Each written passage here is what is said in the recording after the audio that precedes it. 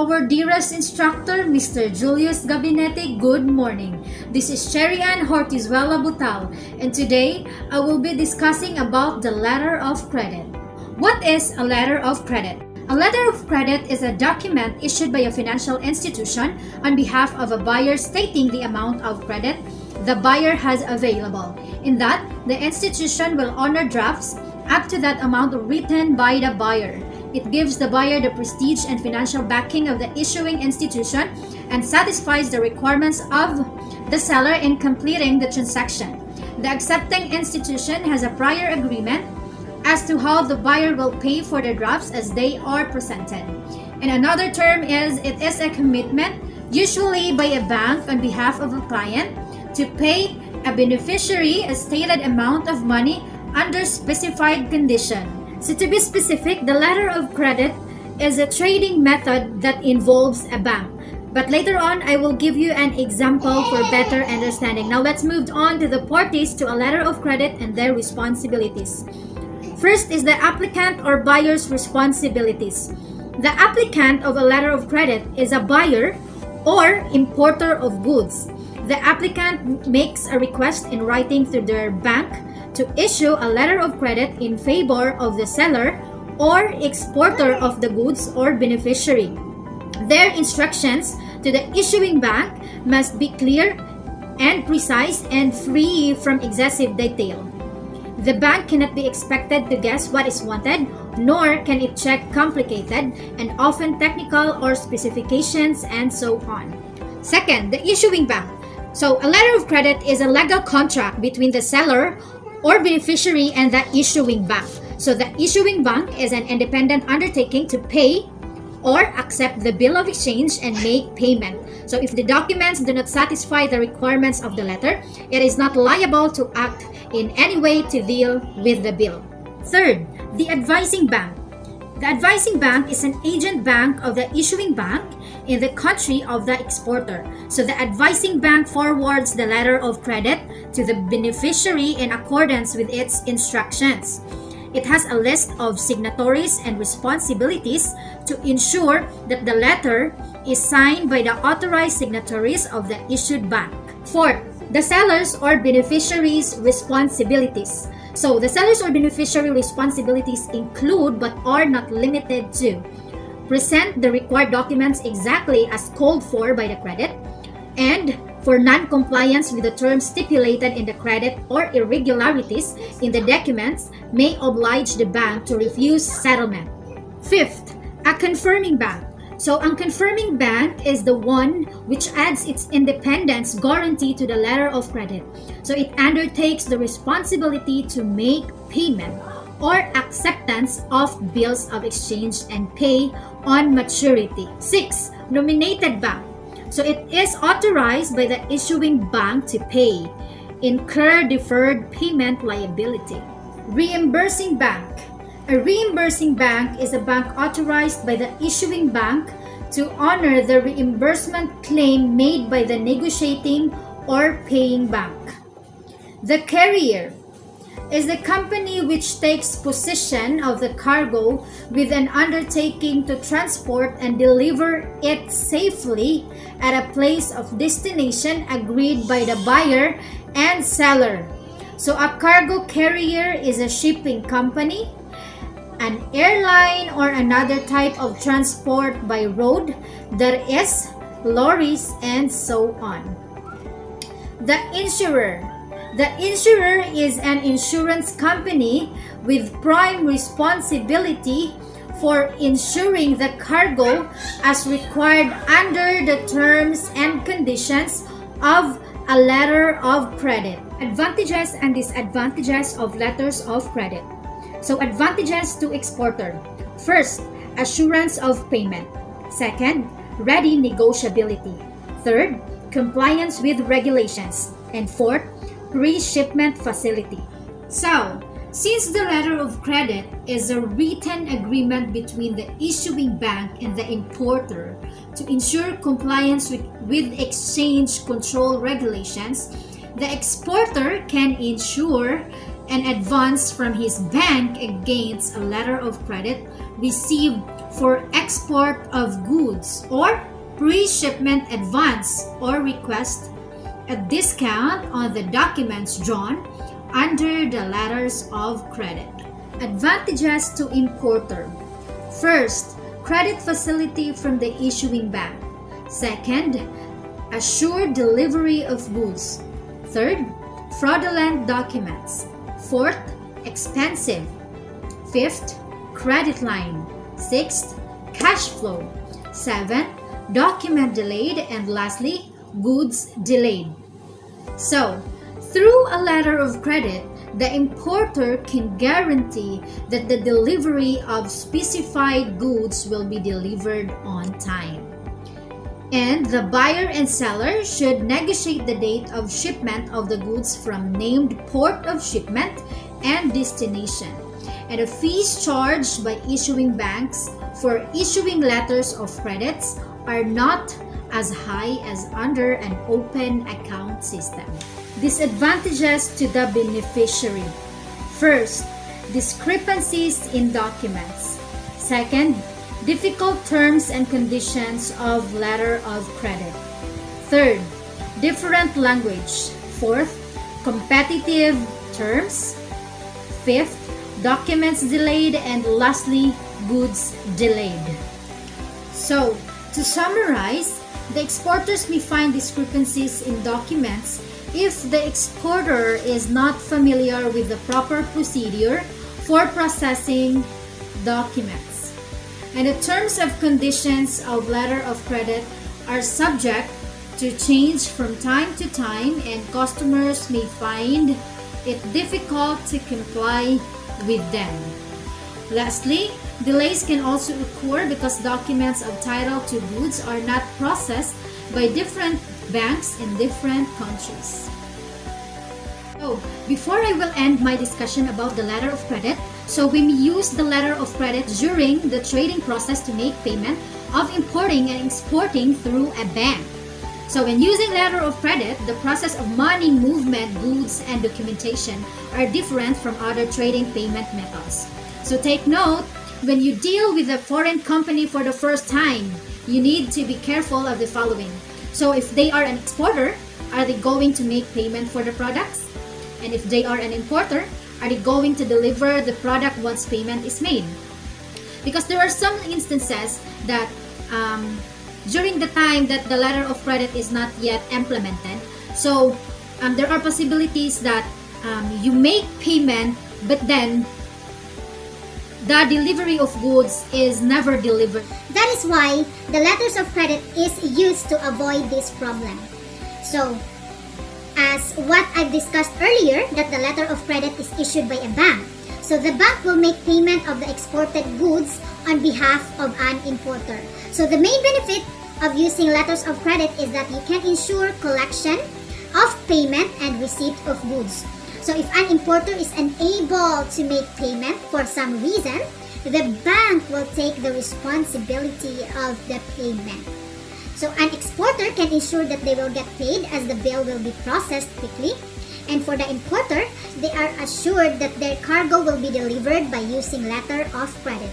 Also, an importer will receive the cargo soon after the mail.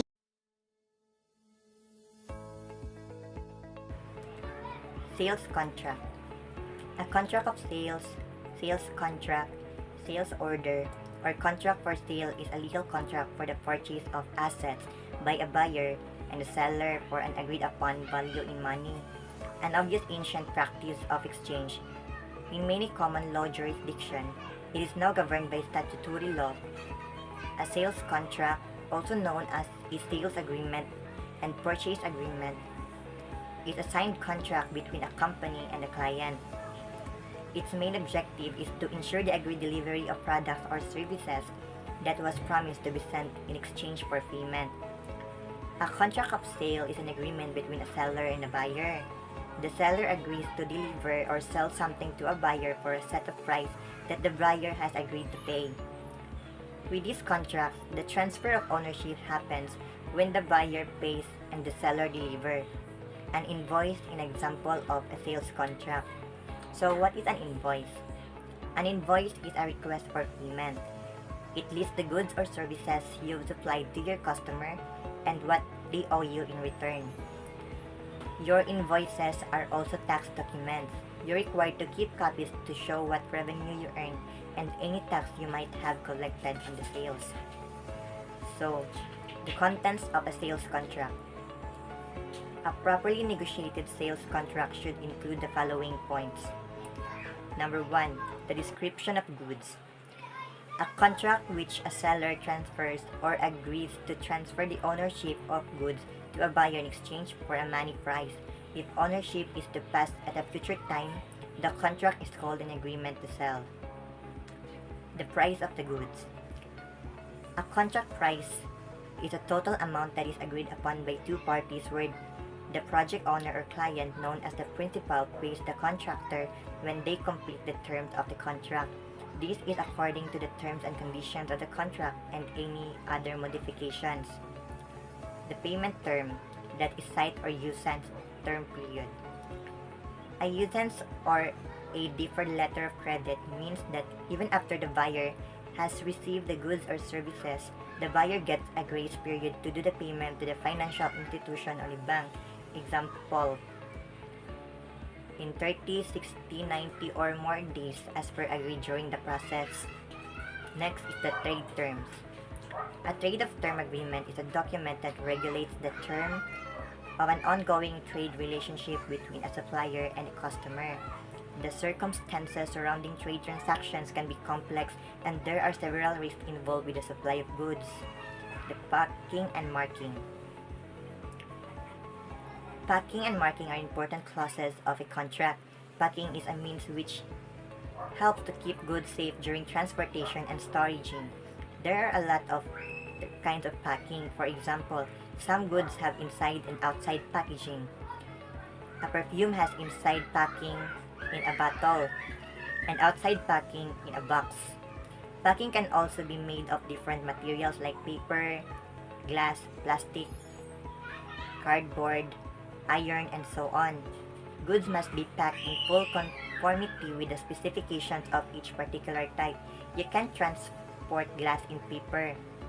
It needs a firm kind of packing, or packing of food must keep it dry. And if packing correctly conforms with the features of goods, the latter would arrive safe and sound, can even withstand rough handling. In a contract, all the above characteristics of packing should be stated. Improper or faulty packing may cause damages and breakage of goods. The marking. Marking is usually made on packing. It must include the name and address of the buyer, the seller, and the manufacturer of goods, number of standards or technical documents, number of roads, kinds of transport, and some other details concerning this particular consignment of goods, weight, quantity, and others. There is also marking that states that the products or their packing are ecologically pure and don't make harm to the environment, a green point, or produce of used materials. This marking says for itself. Marking should warn on poisoned and harmful materials contained in packing. If goods are transported by the sea, their packing must be seaworthy and marking should be made in indelible paint. It is also very important that marking should be made right. Wrong marking can lead to short shipment and short delivery, improper handling, misdirection of the goods, and many other unpleasant problems. Usually, all these characteristics are stipulated in standards. Contracts only contains number of appropriate standards.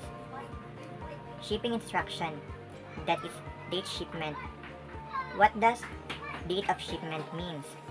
The definition of ship date is the date the order is shipped from the seller or warehouse to the customer. For example, if you offer a 2-day shipping, then it's expected that when the package leaves your warehouse, it will arrive to your customer's location within 2 days. Ports of shipment and discharge. Ports of discharge is a place where a vessel discharges or unloads some of all its shipments. The shipments are thereafter dispatched to their various consignees. POD is also known as port of unloading.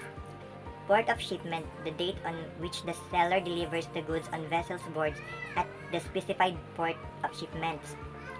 Insurance of goods.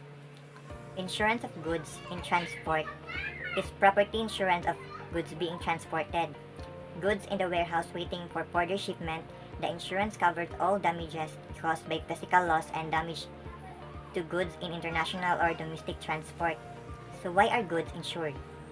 A lot of money goes in packaging and transporting shipments, and any loss or damage would mean a huge loss. To cover up such losses, it is important to have cargo insurance in place.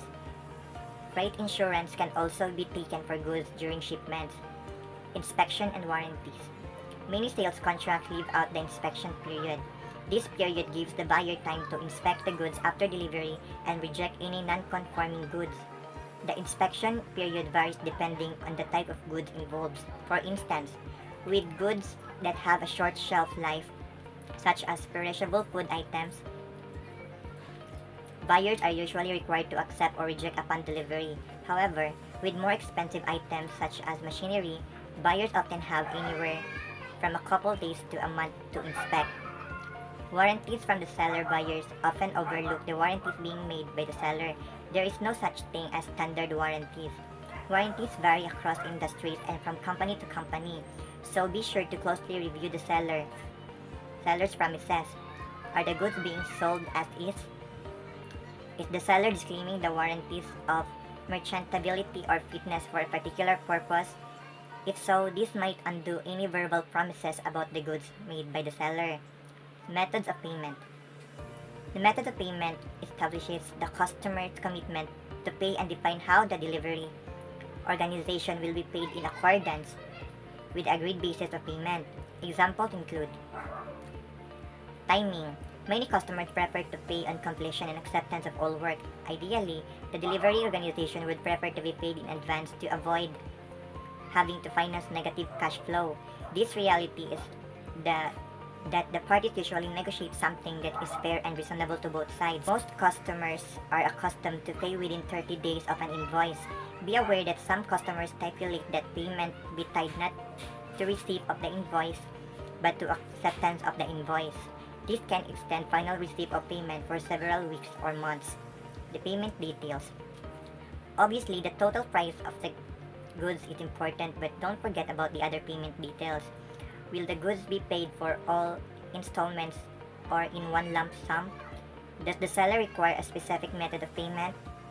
If the buyer won't be paying right away, it is common for the parties to also execute a promissory note to spell out the repayment terms in greater detail. Among the other things, this allows the seller to charge interest and outline a repayment schedule. Additional document or condition. On or prior to the closing date or the additional closing date as the case may be, the company shall have furnished the representatives such as further certificates and documents as the representatives may reasonably request. All opinions, letters, certificates, and evidence mentioned above or elsewhere is this agreement shall be deemed to be in the compliance with the provisions hereof only if they are in form of substance reasonably satisfactory to cancel the underwriters. I am Mallory Ravidas reporting. Clean letter of credit. A clean letter of credit does not specify the documents of title to goods or terms and conditions to be complied with before effecting payment. In such cases, goods are sent directly to the importer or buyer, and payment is made without the production of financial documents. It is not safe for a bank to establish such a type of letter of credit, as neither the goods nor the documents of title to goods come into the possession of the bank, and the bank issuing a clean letter of credit may suffer a loss if the applicant fails to make the payment. A clean letter of credit, or simply clean LC, is one form of various letters of credit. It does not specify any terms and conditions as strictly as in a documentary credit. It does not contain the condition of presenting the bill of exchange from the exporter to demand the payment. In a clean letter of credit, the trading partners can negotiate and execute the payment terms directly. The issuing bank does not possess control over documentation and presentation of documentary evidence as in a documentary credit, such as commercial LCs. This type of credit arrangement is often seen between two established trade partners. The banks also issue a clean LC to established businesses only. For example, A buyer company, Green Star in the US, approaches a seller company, Blue Tech in the UK.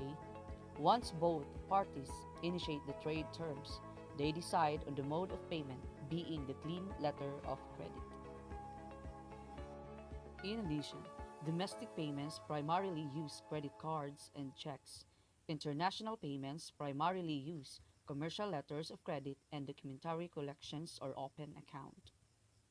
Documentary letter of credit. A documentary letter of credit is one which specifies certain terms and conditions to be satisfied in respect of documents of title to goods and other documents required together with the bills of exchange if required to be drawn under a letter of credit. The interest of the issuing bank is safeguarded as the documents of title to goods remain in the bank's possession. Another letter called a letter of introduction was also issued, addressed to their branches, agents, and correspondents bearing the specimen of signature of the beneficiary, that is, applicant. Circular or traveler letter of credit. It is risky for travelers to carry cash when they wish to visit several places. It was the practice among banks to issue a letter called a circular letter of credit, requesting their branches, agents, and correspondents to pay up to a certain amount of money by a fixed date or date of expiry of the letter to the person named in the letter. Here are some examples of circular or traveler letter of credit. Revocable letter of credit. All letters of credit issued by banks are revocable unless specifically mentioned as revocable. A revocable letter of credit can be amended or cancelled by the issuing bank at any moment and without prior notice or notification to the beneficiary. The buyer or importer has maximum flexibility as he or she is able to amend or cancel the credit without prior notice to the seller up to the moment of payment, acceptance, or negotiation by the bank at which the issuing bank has made the credit available. The seller is at risk because the credit may be amended or cancelled while the goods are in transit and before the necessary documents have been presented. The seller may face the problem of obtaining payment direct from the buyer.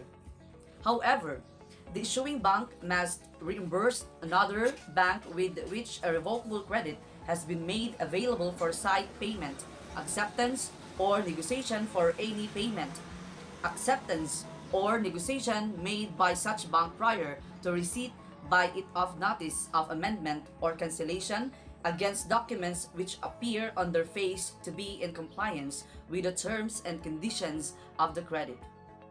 Reimburse another bank with which a revocable credit has been made and proceeds available for deferred payment if such bank has prior to receipt by it of notice of amendment or cancellation taken up documents which appear on their face to be in compliance with the terms and conditions of the credit. Revocable letter of credit can be amended or cancelled by the issuing bank at any time, and therefore attention needs to be paid to this type of letter of credit. Irrevocable letter of credit. An irrevocable letter of credit cannot be amended or cancelled without the agreement of the applicant. Issuing bank, confirming bank. If a letter of credit has been confirmed and beneficiary or UCP 600 Article Number 10, an irrevocable credit constitutes a definite undertaking of the issuing bank, provided that the stipulated documents are presented and that the terms and conditions of a credit are complied with. First, if a credit provides for side payment to pay or that payment will be made. Second, if a credit provides for deferred payment to pay or that payment will be made on the date or dates determinable in accordance with the stipulations of the credit. Third, if a credit provides for acceptance to accept drafts drawn by the beneficiary, if a credit stipulates that they are to be drawn on the issuing bank or to be responsible for their acceptance and payment at maturity, if a credit stipulates that they are to be drawn on the applicant for the credit or any other drawee stipulated in a credit. Fourth, if a credit provides for negotiation to pay without recourse to drawers and or bona fide holders, drafts drawn by the beneficiary at sight or at tenor on the applicant for the credit or on any other drawee stipulated in the credit other than the issuing bank itself, or to provide for negotiation by another bank and to pay as above if such negotiation is not effective. Fifth, note, Under a letter of credit, the bill of exchange should not be drawn on the applicant but must be drawn on the issuing bank. This is because a letter of credit is an undertaking of the issuing bank with a beneficiary. If a bill of exchange is required to be drawn on the applicant, then it will be considered as an additional document required under a credit.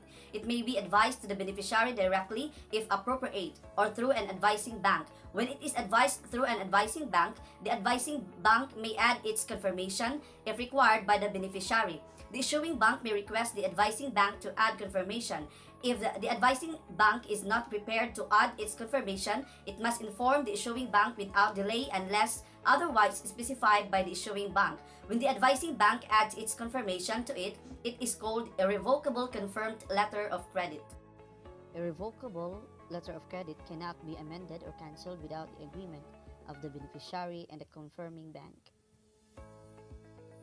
A revocable confirmed letter of credit. An irrevocable letter of credit may be advised to the beneficiary through another bank without any undertaking on its part, but where the issuing bank requests or authorizes another bank to add its confirmation to the credit and the other bank does so, then the letter with this additional clause of confirmation is called a confirmed letter of credit.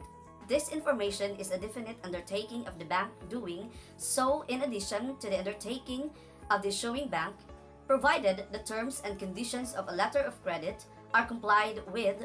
Such confirmation or undertaking cannot be cancelled or amended without the consent of all parties to the letter of credit. Silent confirmation. The request to confirm a letter of credit is made by the issuing bank to the advising bank on behalf of the applicant.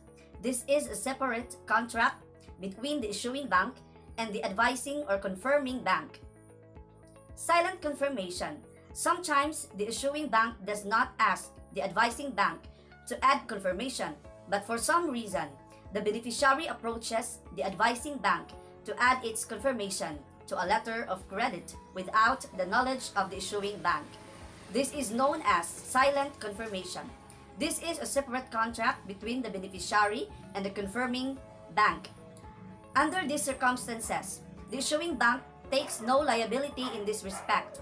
The issuing bank will have no obligation to inform the confirming bank of any amendment to the letter of credit, or in case of instances of fraudulent or falsified documents presented. The issuing bank will refuse to honor its commitments under the letter of credit. Revolving letter of credit.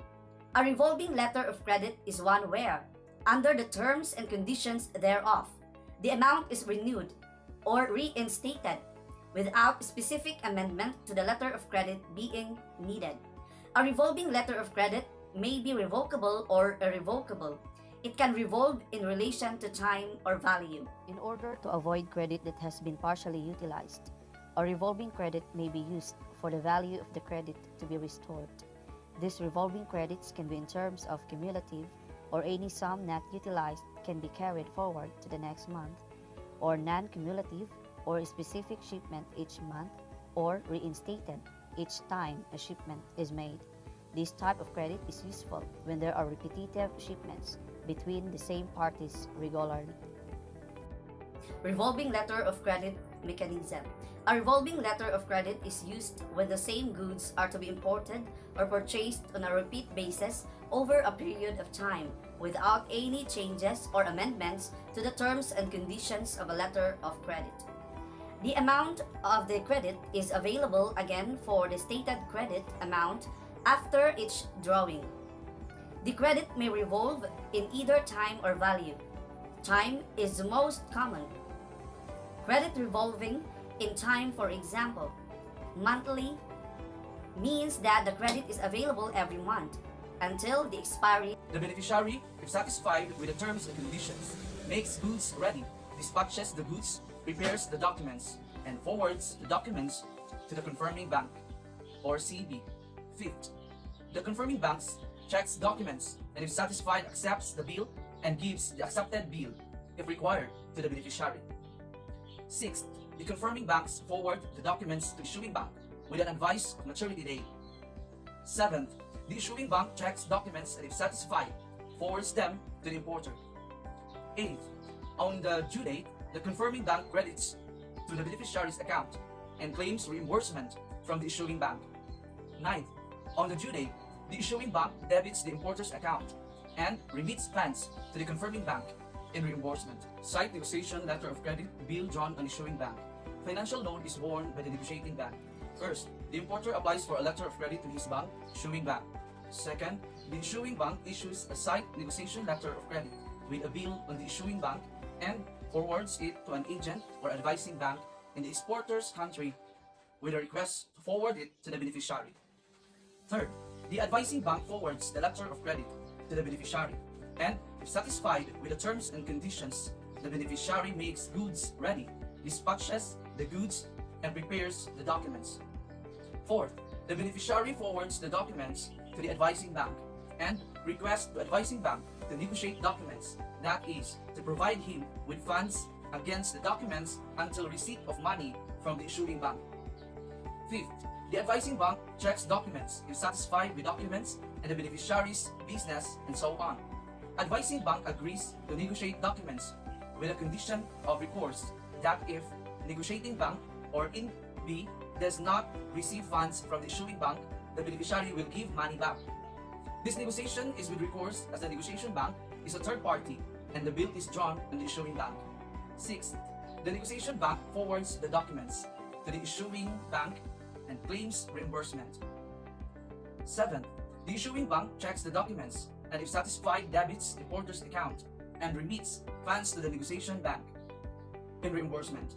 Eighth, the issuing bank forwards the documents to the importer. USAN's negotiation letter of credit bill drawn on issuing bank paid at maturity. Financial loan is borne by the negotiating bank. First, the importer applies for a letter of credit to his bank or issuing bank. Second, the issuing bank issues a USAN's negotiations letter of credit with bill on issuing bank and forwards it to his advising bank in the exporter's country with a request to forward it to the beneficiary and authorizing to negotiate documents till maturity of the bill. Third, the advising bank forwards the letter of credit to the beneficiary and, if satisfied with the terms and conditions, the beneficiary makes goods ready, dispatches the goods, and prepares the documents. Fourth, the beneficiary forwards the documents to the advising bank and requests to provide funds until the issuing bank pays against the letter of credit. Fifth, the advising bank checks the documents and, if satisfied, negotiates the documents and credits the beneficiary's account. This act of negotiation is with recourse to the beneficiary. Sixth, the negotiation bank forwards the documents to the issuing bank, informing of having negotiated them under a letter of credit and claims reimbursement at maturity. Seventh, the issuing bank checks the documents and, if satisfied, accepts the bill of exchange and forwards the documents to the importer with an advice of maturity date for payment. Eighth, on the due date, the issuing bank debits the importer's account and remits funds to the negotiating. My name is Christian H. Montes, and my topic is all about Incoterms. So, what does Incoterms stand for? So, the word Incoterms is an abbreviation for international commercial terms which provide a common set of rules used to defining the responsibilities of sellers and buyers in delivery of goods under sales contracts. They are widely used in the international commercial transactions. So, ang example na itong mga dagko nga company nga nagpasailalom sa usa ka kontrata nga kung saan nila pagpamaagi kung unsa pagpabaligya o paghatag sa isa ka product dito sa mamalitay. Are they important, or why is that? Because they set international rules for commonly used terms in a foreign trade, define obligation of both parties involved in those transactions, determine the distribution and transfer of risk regarding the goods delivered from seller to buyer, state the clear sharing of expenses between the parties during transport. Yes, it is very important para mas safe yun sila sa isa't isa. Kung hatod bagid og tarong or paliton bagid og tarong ang product na gusto atong mamalitay dito sa mamaligyaay. When and where did they appear? First received by International Chamber of Commerce (ICC) in 1921 and implemented starting from 1936. Since they have been updated 6 times in order to keep pace with the evolution of international trade.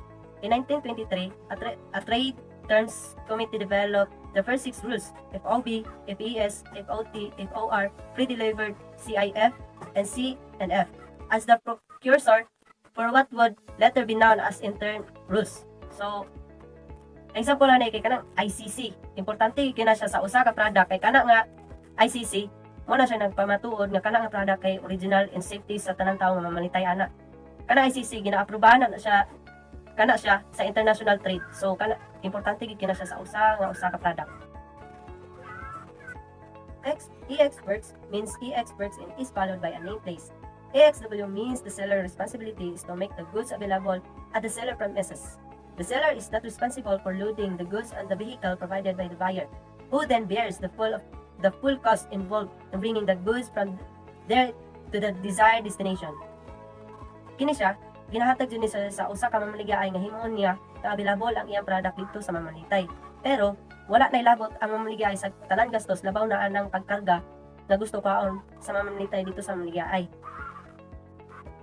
Free carrier FCA. FCA means the seller fulfills its obligation to deliver when it has handed over the goods cleared for export in the charge of the carrier named by the buyer at the named place. The exporter has the obligation to deliver the goods into the custody of the carrier or another person. Freight forward named by the buyer, chosen by the seller accordance with the terms of contract. So, FCA mo ni siya ang paghatag og free delivery dito sa mamalitay ug mao ni siya ang silbing nga ilang kontrata sa usat usa. Kung unsa nila pagpamaagi pagpalit o paghatag sa usa ni ka product nga gusto nila. Carriage paid to CPT means carriage paid to and is followed by a name place of destination. CPT means that the seller must be the price for the carriage of the good to the named destination. The rest of loss or damage to the goods and any cost increases transferred from the seller to the buyer when the goods have been delivered to the custody of the first carrier and not at the ship's rail. So mao na siya mga gastuhon atong gapamaligay labaw na atong mga kargamento sakinan dito sa ilang nasabutan nga lugar. Carriage and insurance paid CIP means carriage and insurance paid to and its installments. Carriage and insurance paid to and is followed by a name place of destination. For example, CIP Boston. CIP has the same Incoterms meaning as CPT. But in addition, the seller pays for the insurance agent's loss of damage.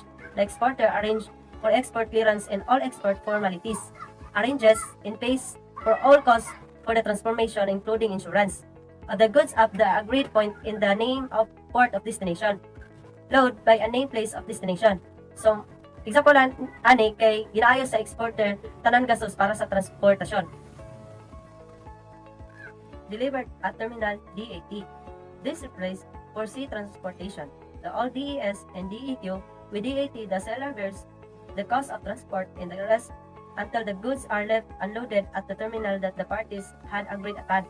Terminal includes any place whether covered or not, such as a quay, warehouse, container, yard, or road, rail, or air cargo terminal. Ang lahat ng gastos kay sa transport na siya. So, ang example ni terminal nga kung asa nila ihatod ang product. Delivered at place. Delivered at place means the seller delivers when the goods are placed at the disposal of the buyer on the arriving means of transport ready for unloading at the named place of destination. The seller bears or is involved in bringing the goods to the named place. Example sa paghatod sa usa ka product sa usa ka lugar na kung asa may tabo ang transport or meet up nila sa pagkuha o sa pagpalit sa usa ka product na ilang nasabutan. Delivered duty paid DDP means delivered duty paid and is followed by a name place of destination. The seller has to pay the cost involved in shipping the goods as well as the cost and risk carrying out customs formalities. The seller pays the duty and the buyer has to pay any additional cost by the failure to clear the goods for import in the time. DDP should not be used if the seller is unable to obtain an import license. So, katong kapamaligya, mabayaran gyud niya ang paghatod ato nga product. Ug mas labaw nga obligasyon og mabayaran gyud niya kung unsay may tabo ato nga product dito sa saktong nga destinasyon sa haturan sa ilang product kay baligya dito atong pamalit. Special sea and island waterway. Free on board FOB. FOB means free on board and is followed by the name port of shipment. With FOB, goods are placed on board the ship by the seller at the port of shipment, named in the sales agreement. The rest of loss of damage to the goods is transferred to the buyer when the goods pass the ship's rail or the dock and placed on the ship. The seller pays the cost of loading the goods. So, ang example ako nga kay Pinya. kung unsa ay mabayaran gyud sa katong pamaligya ang pagdiskarda labaw na dito sa destinasyon kung asa niya gihatod ang pinya or product nga iyang gihatod. Cost and freight CFR means cost and freight, and it is followed by a name port of destination. CFR requires the seller to pay the cost and freight necessary to bring the goods to the named destination, but the risk of loss or damage to the goods as well as any cost increases are transferred from the seller to the buyer when the goods pass the ships rail in the port of shipment. Insurance is the buyer responsibility. So, example ako ani kay hilaw nga tabla, only ang paghatod lang adto ang magastos ani nga transport. Cost insurance and freight CIF means cost insurance and freight, and is followed by a name port of destination. It is exactly the same as CFR except that the seller must be addition procure and pay that the buyer insurance. This is applicable only the maritime transport. So example ani, mo ni sila ang mga tao nga nag-andam sa paggastos aron sa paglayag sa dagat aron mas mapadali tong nga ma-process o mapadali nga mahatod tong nga product dito atong buyer nga ilang haturan atong nga product. Free alongside ship FES means free alongside ship, and it is followed by a name port of shipment. FES means the seller is responsible for the cost of transporting and delivering goods alongside a vessel in a port in this country. This means that the buyer has to bear all costs and loss of the damage as the goods from the moment. This term is only applicable for sea island water transport.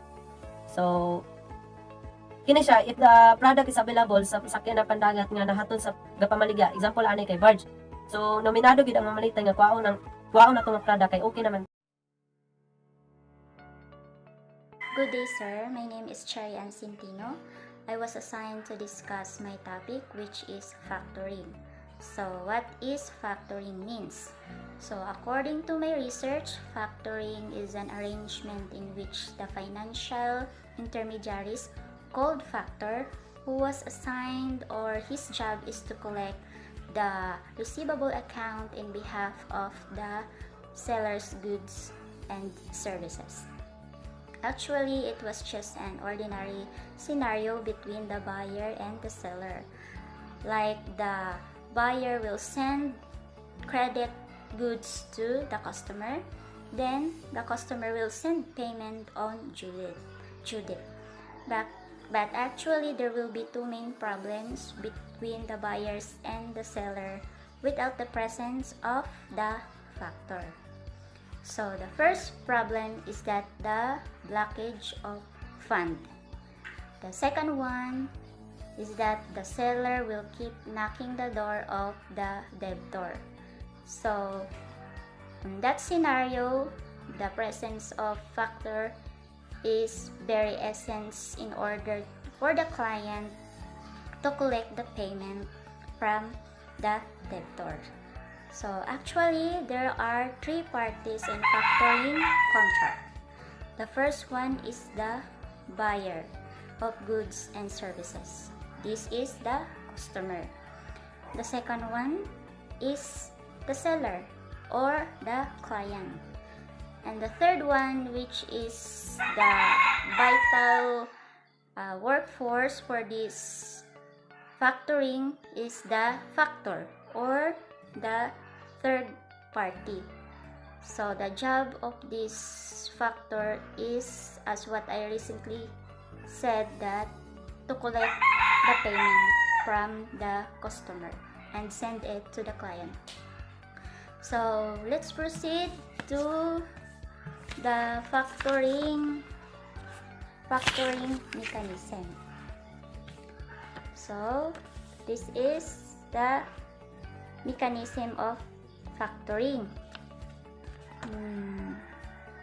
The first step, the customer will order goods to the clients. For example, the customer order goods worth 100,000. Then the client will send the order worth 100,000 to the customer. And then after that, the client will inform the factor, which is the third party in this scenario. The client will inform about the 100,000 credit worth of goods from the customer.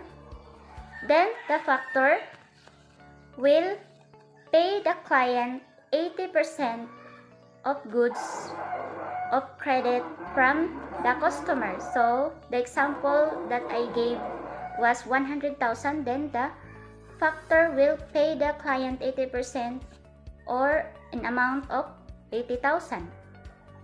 Then the fifth step, the factor will state to customer, and this is the process that the factor will inform the customer about the due date that the customer should pay and send it to the factor. Then the sixth step, the factor will send payment to the factor. But then actually the factor advanced 80% to the client already, diba?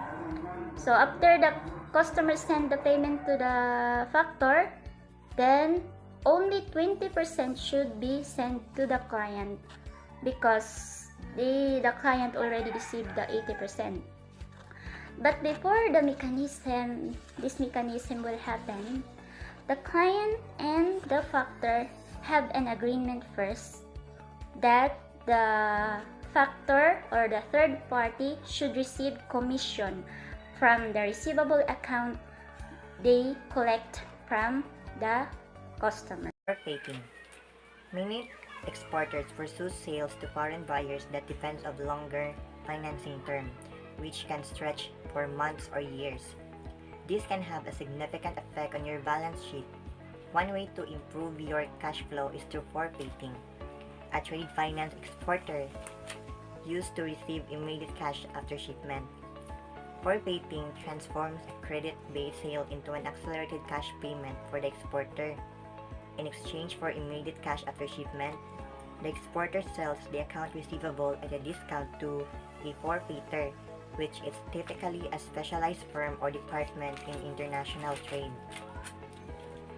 This allows an exporter to transfer the credit risk to the forfeiter while accommodating an importer's need for extended credit terms.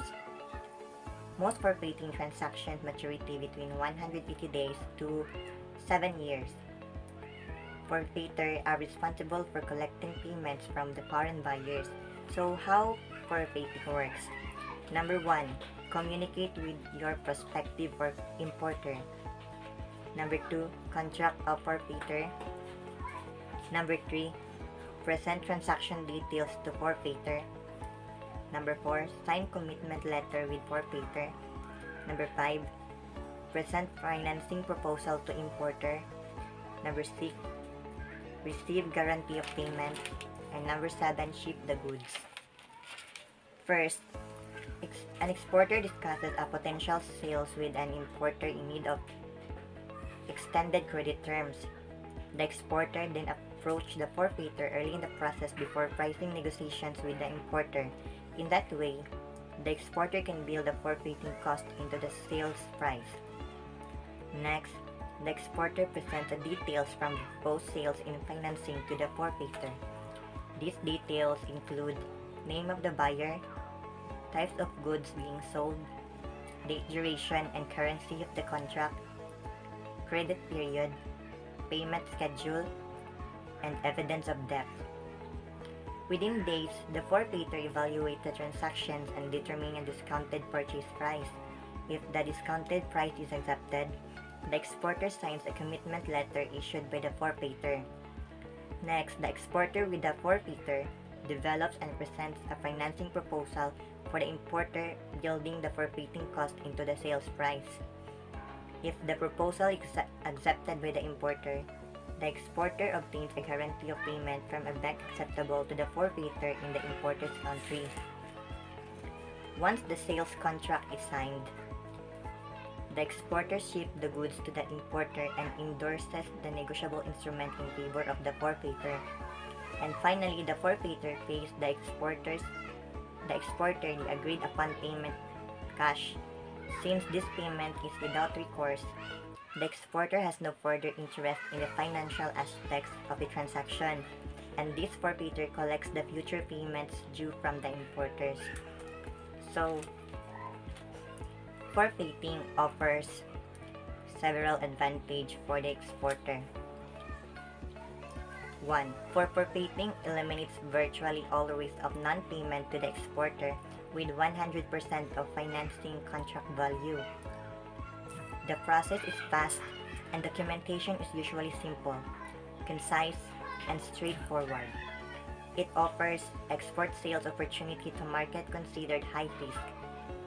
Forfeiters can generally work with the most commonly used negotiable instruments in international trade, such as bills of exchange, promissory notes, or letters of credit. And finally, forfeiting can be used in conjunction with officially supported credit backed-up report export credit agencies such as U.S. Export-Import Bank.